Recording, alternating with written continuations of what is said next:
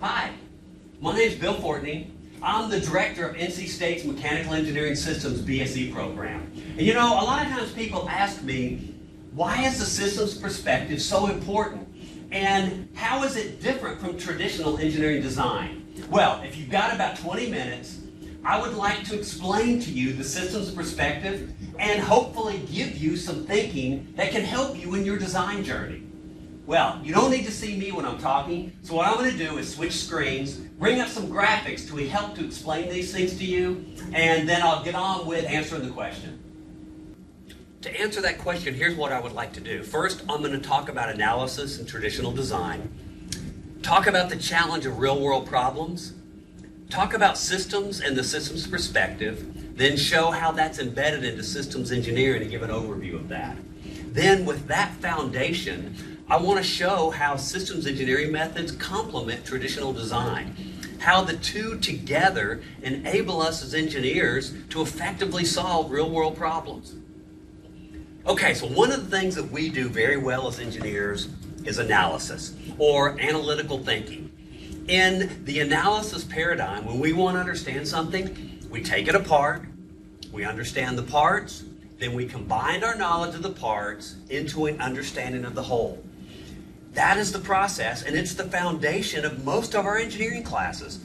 It's how we as engineers solve complex problems.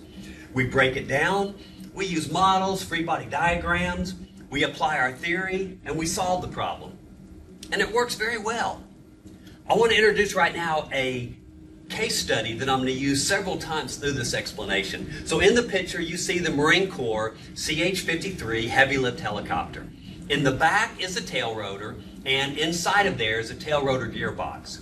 So in one of our capstone design projects, the sponsor came to us and they said, okay, we have this gearbox. What we would like is for you to design a dolly to support it, to transport it, and to orient it. And they gave us some facts, like the gearbox is about 500 pounds, and different orientations that they wanted it to go. So for instance, in the orientation that you're looking straight on the page, it needed to go -25, and then all the way up to 90 degrees. And like good engineering students, our students studied the situation, understood what was really needed. We're going to talk a little bit more about that later. Then they performed conceptual design and came up with a solution the customer was very, very happy with. So then they took that conceptual design and they broke it into pieces. For each one of those pieces, they then studied it and performed detailed design in order to design every little piece. They used all of the strength analysis that they had studied, all of their mechanical engineering courses, to determine how large each beam needed to be. What's the torque going to be on this part? So what size does the bolt need to be? Worry about shear and bending and all of the detailed analysis pieces that they had been trained in how to do. And they came up with a design that was very successful and that the customer was happy with. They used analysis. Analysis is essential to us as engineers. It's what makes us engineers. It's what allows us to take a set of specifications, perform detailed engineering design, and come out the other side with a product. But if we're going to be effective problem solvers, we need more than just analytical thinking. Because when we go into the real world, our problems are not going to look like this. They're going to look like this. We're going to find our problems in the midst of a messy problem situation. A situation that has many, many different things pushing on it and making it messy. And in the midst of that situation, we're going to have a customer with a need. That customer is going to come to you as an engineer and want you to completely satisfy his need. That customer does not want you to design and create for them a widget. That customer wants you to satisfy their need. They want you to be able to go into that messy problem situation, understand what is really needed in order to solve their problem, represent that in terms of specifications or requirements, perform engineering design, and to deliver a product back into that messy situation that satisfies their original need. That's what we do as engineers. That's what the customer wants us to do. And in order to do that, we also need the systems perspective. Now, when I say systems perspective, what do I mean? Let me start with defining a system. So here's my very technical definition of a system. A system is a group of things interacting to achieve a common objective. So for example, a car, something we're very, very familiar with. And systems have some unique characteristics. First of all, systems are composed of parts, like a car, tire, steering wheel, lights, gas tank. I could go on and on. But typically when we talk about cars, we don't talk about parts like that. We talk about things like the fuel system, something that has many parts itself, each of which are composed of parts working together to perform a little function in that. Or the drive system, the safety system, suspension system, braking, electrical. You get the idea. So systems are composed of parts, but usually those parts are systems themselves. Okay, another characteristic. Each part plays a role in meeting the objective. And we can see that with a car. Each part has a role. So like for instance, the braking system. Its role is to slow the car down. That's its role in there. The drive system, its role is to speed the car up. So every component has a role that it plays in meeting the objective. Another characteristic, the parts interact in order to meet the objective. So for example, the safety system and the drive system, they interact. You go to try to start your car when it's in drive and it won't let you. Why not? Because the safety system and the drive system are interacting and they won't allow that to happen. Another perspective, part performance in meeting the objective is influenced by at least one other component, the drive system. The drive system cannot deliver the horsepower that it needs to unless the fuel system gives it the flow that it needs. Every part in a system, its performance is influenced by at least one other component. Okay, now there's one other characteristic about systems that we've ignored, and it's this word at the top, common objective. If you look in every one of the characteristics, you see that word objective. It influences everything about a system. So, what is the objective of this car? And we could sit here and talk for a long time, but we don't know. Because if this car was part of a military transport system, it would have one objective. If it was part of a family transport system, it would have another objective. If it was part of a NASCAR system, it would have another objective. As would the way the parts interact, the role of each part. The fuel system in a NASCAR system is very different than in a family transport system. So you see, without knowing that objective, it changes everything about a system. So one last characteristic is that systems are part of a wider system. That wider system defines their purpose, as well as the purpose of every single component within the system. So, in review, a system is a group of things interacting to achieve a common objective. That common objective is defined by its wider system. And that common objective defines the purpose of every single component within that system. So, just like with analysis, analysis had a way when it wanted to understand something how it did it. Same with the systems perspective. So let's say we were designing a strut. It was our job to design a strut. The analytical approach says that the first step is to take it apart. The systems perspective says the first step is to identify the wider system. So our strut is part of a suspension system that's part of a military transport system. The analytic paradigm says the second step is to understand the parts. In the systems perspective, the second step is to understand the wider system. Understand the military transport system. Where's it going to be going? What kind of environment is it going to be doing? What does it need out of the car? Is the car carrying things that have to be held very, very, very still no matter what the road is? Understand that wider system. The analytic approach says then you take your understanding of the parts, assemble it into an understanding of the whole. The systems perspective says transfer your understanding of the whole into what is required for every part. So now, based upon what we know about this military transport system, what's required of our strut? We've got a military transport system that has to maintain very, very, very stability, even in very uneven roads. So it's going to have a feedback control system to keep it steady. Well, that means the strut's going to have to be able to have that ability to adjust at that sample rate and all the things that would go along with that. That's the systems perspective. So if you look at our case study, our students looked and saw that they were part of an aircraft repair system. If you can imagine a very, very large shop floor, you can see there's several helicopters in there. There was their helicopter. The gearbox comes off. It goes through some rebuild processes, and then it's put back on. When they looked at more detail into their wider system to understand it, they realized that there were many operations that happened before the rebuild shop. Like it had to be cleaned, it had to be painted. And then there were several operations after the rebuild shop before it was put back on. They took that understanding and they transferred it into what was required of their dolly that was going to be built for the rebuild shop. Okay, so this systems perspective that we're talking about is embedded into a field called systems engineering. So what is systems engineering? Systems engineering is a way to effectively engineer and create systems. And systems engineering gives us tools. It gives us a set of tools for actually designing large-scale integrated systems.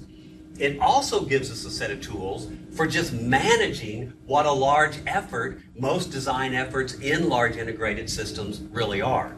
Now, we're going to come back and talk about some of the tools to help us design in just a minute. But systems engineering is represented in lots of ways. And here's one way. This is from the Department of Transportation. So basically what systems engineering does is it starts over on the left-hand side with a need. It understands the need that the customer has. It develops that need into a concept of a system that would satisfy that. It then develops it further into very, very specific systems requirements. It takes those systems requirements and embeds them into a high-level design, into subsystem design, all the way through to detail design until the entire system is designed in a way that satisfies all those requirements, which meets the need. Then as the system is being built, as every component is put together into subsystems, it's verified to make sure that the requirements that were originally defined, that it meets those. As it's built up more into more subsystems, those are verified. It continues to be built up until the entire system is built up. It's verified that all the requirements are met. Then finally, the system is validated to make sure that that original need that existed is truly met by the system. So that's systems engineering, and it's a very, very, very broad field. And I'm not trying to make you a systems engineer, but no matter what kind of engineer you are, if you will use the tools from this first part of systems engineering, it can make you much more effective at satisfying that need of the customer in that messy situation. So let me show you how that works. What systems engineering methods, those very beginning ones, do is help you take that messy problem situation and perform engineering design. Systems engineering gives you the ability to truly understand what needs to be designed and perform conceptual design. So you have a design that will meet the customer's needs in that messy situation. Traditional engineering design methods allows you to perform detailed design to actually realize a product that will go back and satisfy that customer's needs. So the two complement each other. They're a team and working together, whatever kind of engineering discipline you're in. And I mentioned those beginning tools in systems engineering. I'm not going to talk about these, but I just want to show them to you. These are the tools that systems engineering offers you that can help you in whatever engineering discipline you're in. So you can go and research those on your own and learn how to better do them. I'm just showing you the thinking right now. Okay, so let me show you how this complement works back with our case study. Traditional engineering design is what allowed our students to take this gearbox with all these loads, with all the orientations on it, and come up with a very elegant, complicated solution that satisfies the problem that the customers were very, very satisfied with. Systems engineering is what allowed them to look and say, okay, this 500-pound gearbox, as we look at the problem situation, as we look at the wider system, we realize that that cart's going to get pulled by a forklift. That there may be times it hits a pothole or it hits something and stops abruptly. The operator is going to stand on the cart and they're going to be working. They're going to be tightening things. So that 500-pound load is only part of the picture. There's actually more loads that this thing is going to be subjected to, and we have to now take those loads and use our traditional engineering and do the detailed design. So systems engineering effectively designed what needed to be designed. If any of those loads had been left off, then the detailed design wouldn't have been performed properly. The detailed design is what allowed them to take those loads, design a system that would hold up under those. Let me give you another example. If you'll notice in this design, the very, very center is completely open. Traditional engineering design is what allowed them to support a 500-pound gearbox rotated in multiple directions with the center completely open. An extremely hard design problem that they were able to solve with traditional engineering design. Systems engineering is what showed them the need for that. When they went and looked at their wider system, they realized that when that gearbox came off the helicopter, that it was put on a cart in a horizontal orientation like this. But several of the operations that it had to go through, like painting, required it to be in a vertical orientation, on a different cart. The only place that could change the orientation was the rebuild shop where they were working. And what would happen is it would come in one orientation, be taken off, put in the rebuild section, the orientation would be changed, then it would be put on another cart. So what they realized is that pretty picture that they had where parts just flowed through, it wasn't pretty at all. But the gearbox was always being taken to the rebuild shop, and every time it was being taken off, put on another device, the orientation changed, and put back on another cart. So what they realized is, when they studied that wider system, if they could design their device so that it could change the orientation, the gearbox could come off, that the back could be open so that it could be painted, it could be cleaned. If they could accommodate all those operations, then it could come off the helicopter, stay on their cart all the way through, and then go back on the helicopter.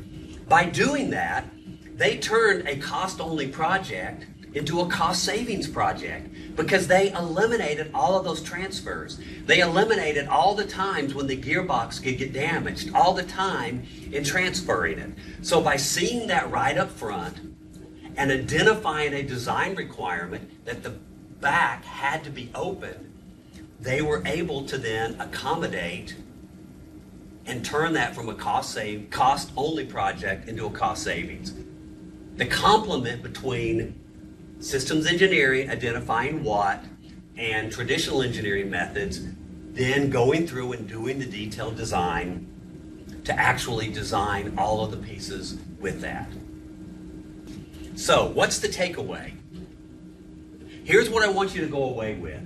When you design, the first thing I want you to do is to step back and understand the wider system your thing is a part of.